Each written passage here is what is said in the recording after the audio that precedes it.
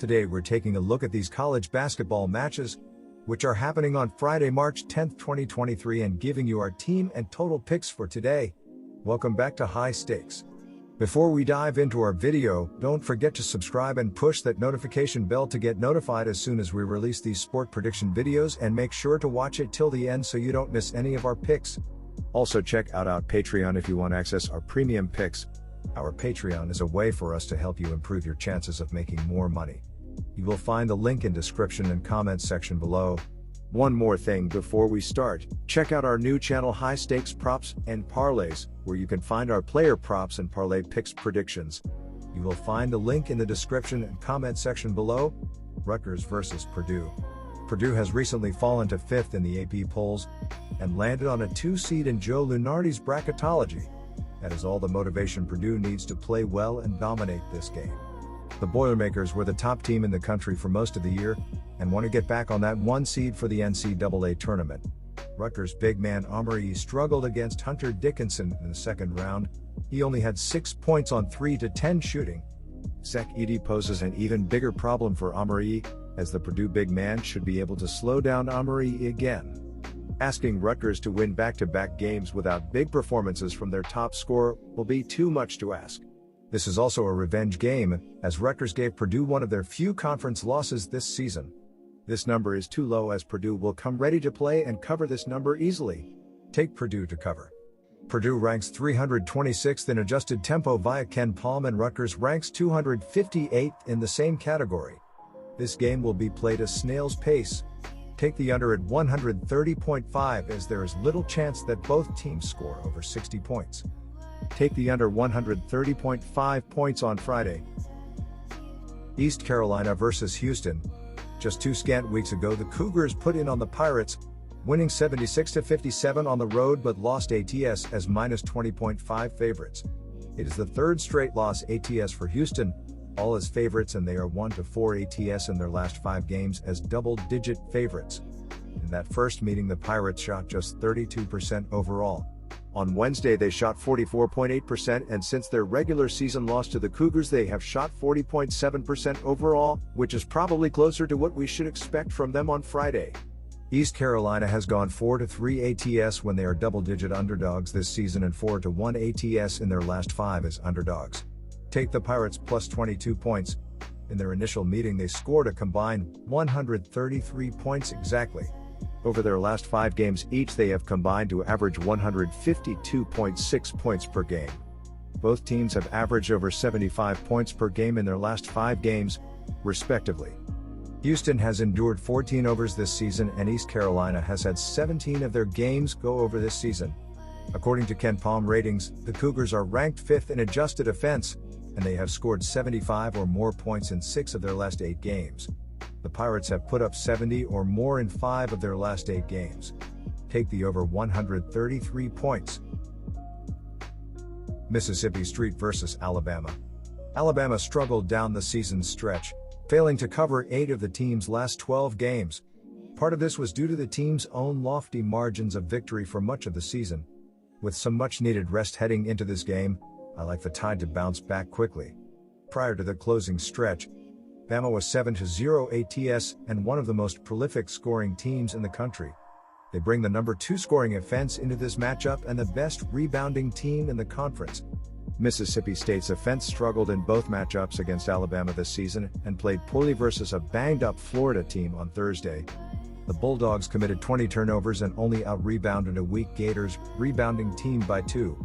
Bama will dominate the glass and dictate pace of play and roll to a big win in the quarters over the Bulldogs. Our team pick is take Alabama. Neither program this season has shot the ball well from beyond the arc, as Alabama is 181st in the sport with a 33.19 3-point percentage, while Mississippi State is dead last in the United States with a 27.3 percentage as a program from beyond the arc. The adjusted defensive ratings provided by Ken Palm show these defenses are some of the best, as the Crimson Tide are 4th in the sport with a 90 rating, while the Bulldogs are 6th with a 91.2 rating right now. All in all, take the under as our play in this game for the total, as it feels like a more logical option. Our total pick is under 136 points. Ohio State versus Michigan State. The Ohio State Cinderella run through the conference tournament will come to an end here. Ohio State has momentum, but Michigan State has had their number all season. The Spartans held OSU to 41 points in their first game this season, and were also able to beat them by 6 in the rematch. Ohio State has played close games on back-to-back days, and the fatigue will start to set in. Tyson Walker has been scoring well as of late, and will be the best guard on the floor for this matchup. Joey Hauser will cause problems for the Buckeyes defense, as the 6 feet 9 inches forward can score near the bucket or knock down threes at a high rate. Ohio State has been playing all-guard lineup since the Zed Key injury, and Michigan State will look to dominate this game on the inside. Take the Spartans to end this late run by Ohio State.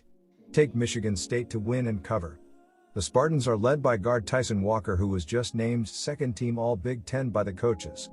Walker is a 6 feet 1 inch senior guard averaging 14.8 ppg and 2.8 apg. Walker scored 15 or more in the last 4 games, including a 31-point game against Iowa. Joey Hauser is second on the team in scoring with 14.2 ppg and leads the team with 7.0 rpg. Hauser is a 6 feet 9 inches stretch forward who leads the team in made threes with 67 on the season. Hauser has scored 16 or more in his last 3 games. AJ Hoggard is the primary playmaker for the Spartans. He leads the team with 6.1 apg while adding 12.6 ppg. Our total pick is under. Tennessee vs. Missouri. Tennessee was a 12-point favorite in the first matchup and lost the game outright by a point. In the rematch, that spread has been cut in half, and I like the opportunity to exploit this line. The Volunteers are playing without Ziegler, but they still have one of the best defenses in the country. In the first matchup, the Volunteers were uncharacteristically charitable on the defensive end. Missouri shot over 50% from the field, including 53% from the 3-point range. Since that game, Missouri has gone just 2-4 ATS and scored under 70 points 3 times in that span. While this is just the 3rd game playing without its starting point guard, Tennessee looks to be rounding into form.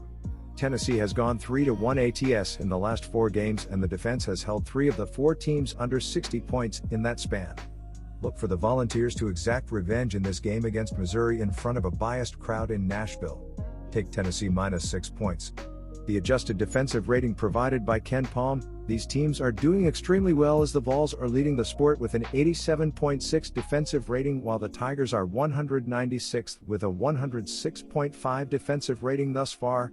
Diving into the previous 3 games, these programs are playing at a methodical pace, as Tennessee is averaging 64.2 possessions per game while Missouri is averaging 67 possessions per game in that span. The under has hit in 4 of the previous 5 Volunteers neutral site games, as well as in 4 of the last 5 Friday games for the Tigers, so go with the under to hit in this game too. Our total pick is under 142 points. Temple vs. Cincinnati. These teams split their season series straight up, but Temple went 2-0 ATS, underdogs in both matchups. The Owls have gone 3-1 ATS in the last 5 games, where they were the underdog, while the Bearcats have gone 2-2 ATS in their last 4 games as the favorite.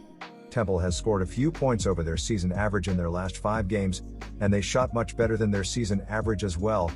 The Owls averaged 25.4 field goals in those 5 games, and in the same stretch the Bearcats averaged 27.4 per game. I think this will be a very close game, much like when they faced each other just 3 games back. Though I stopped shy of declaring Temple a straight-up winner here. The Owls are 4-0 ATS in their last 4 games and 5-0 ATS in the last 5 meetings with Cincinnati. The underdog is 15-5-1 ATS in the last 21 meetings between these two. Take the Owls plus 4.5 points. In the course of their 2 games this season, these two have combined to average 151 points per game. In their last 5 games apiece, their combined average comes out to 153 points per game. In their last matchup, they combined to score 171 points with overtime. But without these two, still managed 150 points in regulation. Both teams are shooting and scoring above their season averages over the last 5 games. The Bearcats have scored 80 or more in 5 of their last 9 games, including 3 games of 88 or more. The Owls have scored in the 80s twice in their last 3 games and have put up 70 or more in 7 of their last 10 games. The over is 8-2 in Temple's last 10 games and is 6-1-1 in the Bearcats' last 8 overall. Take the over 142 points. Ohio U versus Toledo. When looking at Ken Palm's adjusted efficiency margin, there is a clear difference as Toledo is 85th in NCAA with A plus 9.70 rating thus far, while Ohio is sitting at 130th in college basketball with A plus 3.53 rating thus far.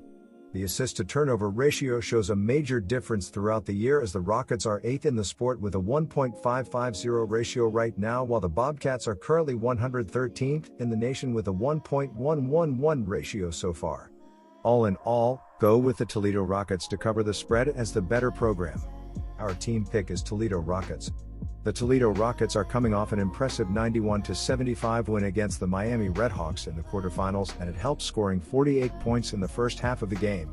They did very well shooting the ball as they finished shooting 58.2% throughout the game, 38.1% from beyond the arc, and 26 free throw shots. Senior forward Cedric Milner Jr. led Toledo as in 36 minutes he finished with 13 points, 5 rebounds, 3 assists, a pair of steals, and 1 turnover. Defensively, they were doing decently well as the Redhawks finished shooting 42.1% from the floor, 30% from 3, and 22 free throw attempts. The Rockets were able to record 7 steals and 4 blocks over the course of the game. Our total pick is over the total.